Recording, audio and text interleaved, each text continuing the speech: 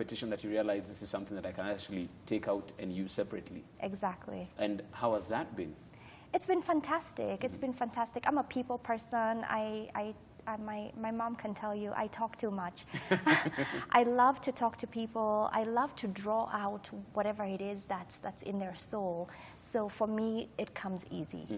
And even as you say, it coming easy, there had to be some obstacles in there as well. Yes. That you turned into opportunity. What are some of those? Because you'd mentioned about, you know, health issues that came through, but you triumphed that. Yes. What else has been stopping you from where you wanted to go, and how did you look at that differently?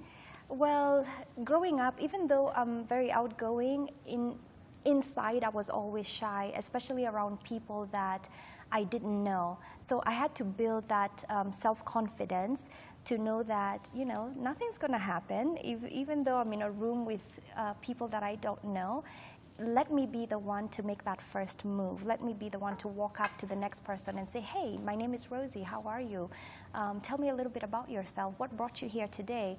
And I quickly realized if I initiate conversation, and then people are willing to talk back, because people love to talk about themselves more than anything else. People love the sound of their name. It's the sweetest sound in the world, your name.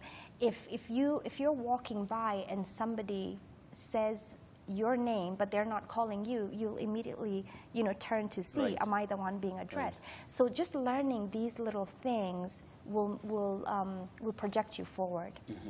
Okay, and because very many people talk about the fact that, like you said, self-confidence, something that's an issue. You learned it by willing yourself into that space.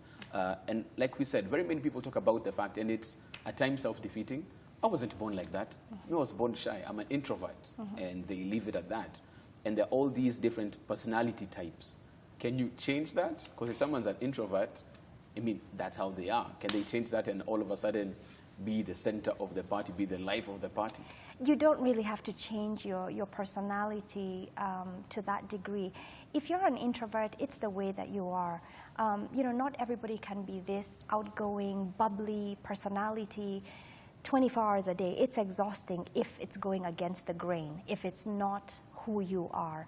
You know, you're acting, and that gets tiring very, very, very quickly because it doesn't come naturally. So stick with whatever personality that you have, but pick up a few key personality traits from other outgoing, you know, personalities, and develop that if that comes easy for you.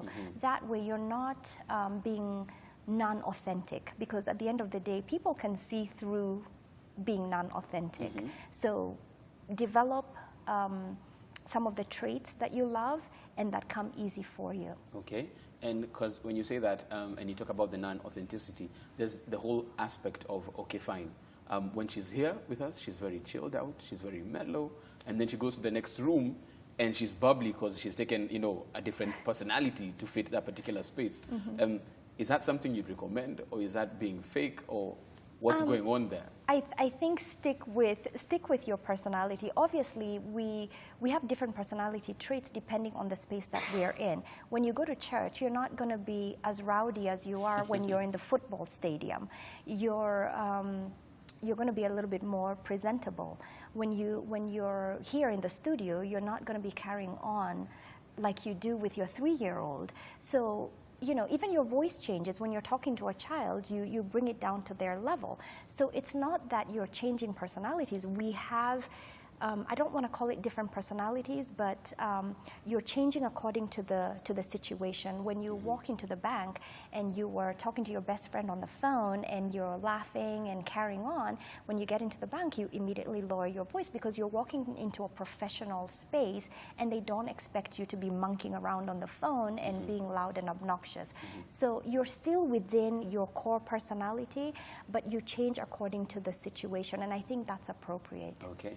Very interesting, actually. You said that, and